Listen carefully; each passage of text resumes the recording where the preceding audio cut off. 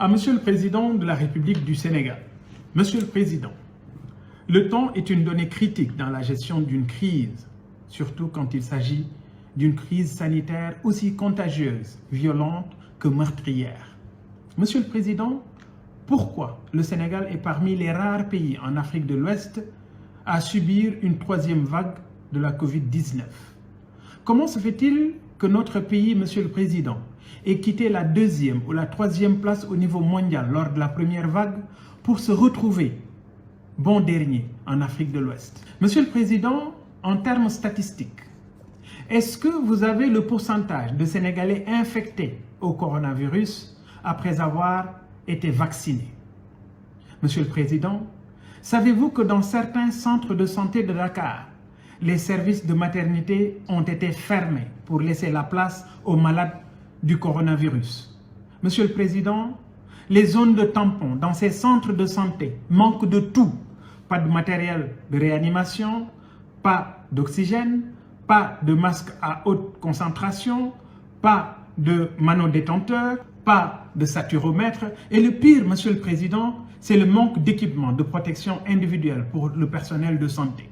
Monsieur le Président, savez-vous que ce brave personnel de santé attend toujours les primes après les vacations dans les CTE en 2020?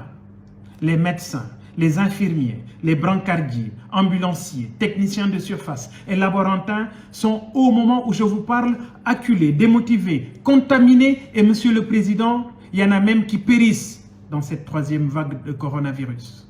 Monsieur le Président, savez-vous que du matériel respiratoire est loué à domicile par des privés sénégalais? Pourtant, nos structures de santé manquent de matériel d'assistance respiratoire. Quel paradoxe! Monsieur le Président, quelle est la stratégie du ministère de l'Action sociale et de la Santé en cas de saturation des hôpitaux et des CTE? Monsieur le Président, savez-vous que les résultats que nous recevons chaque jour ne sont pas ceux de la veille comme on le prétend? Les laboratoires en charge des tests accusent entre une semaine et 10 jours de retard dans la délivrance des résultats des tests Covid-19. Monsieur le Président, pensez-vous que nos compatriotes doutent de l'existence de la maladie? Non, Monsieur le Président. C'est plutôt les paroles des gouvernants que vous êtes qui ne les rassurent plus.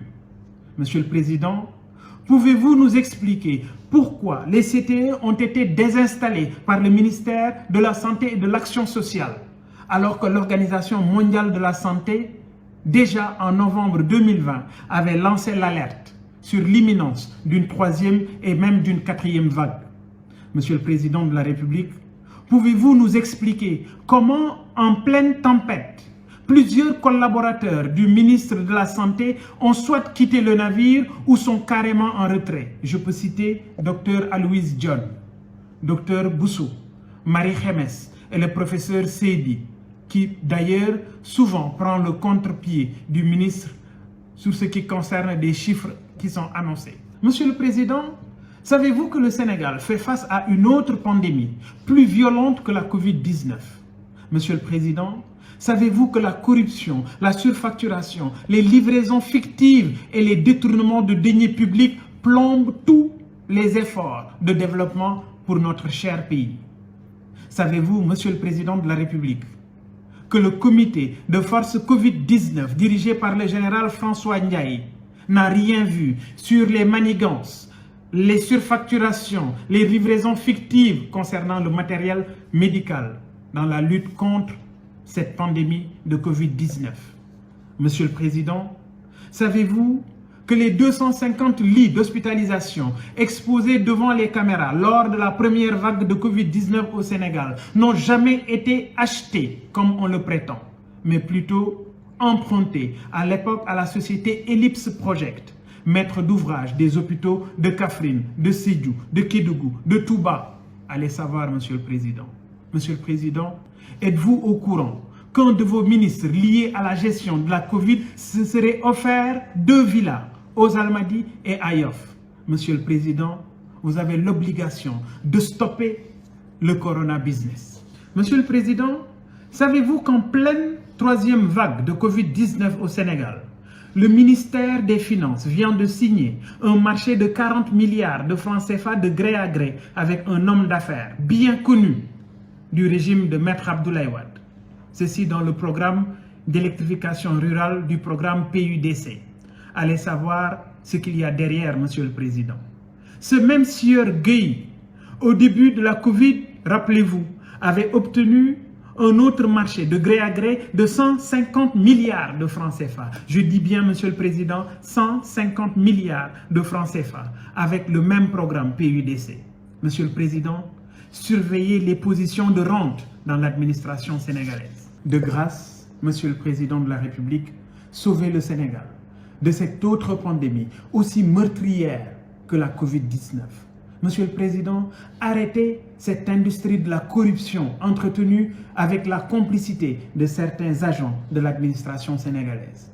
Telles sont là, Monsieur le Président de la République, autant de questions que je voudrais vous poser suite à l'arrivée de cette troisième vague de Covid-19, aussi meurtrière que dévastatrice. Je vous remercie.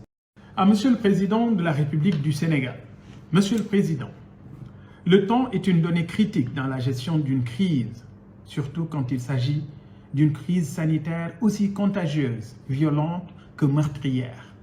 Monsieur le Président, pourquoi le Sénégal est parmi les rares pays en Afrique de l'Ouest à subir une troisième vague de la Covid-19?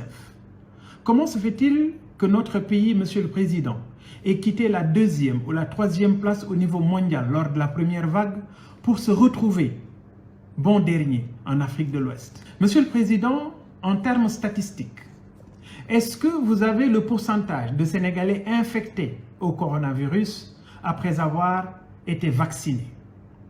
Monsieur le Président, savez-vous que dans certains centres de santé de Dakar, les services de maternité ont été fermés pour laisser la place aux malades du coronavirus?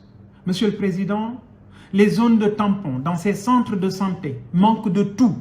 Pas de matériel de réanimation, pas d'oxygène, pas de masques à haute concentration, pas de manodétenteurs, pas de saturomètre. Et le pire, Monsieur le Président, c'est le manque d'équipement de protection individuelle pour le personnel de santé.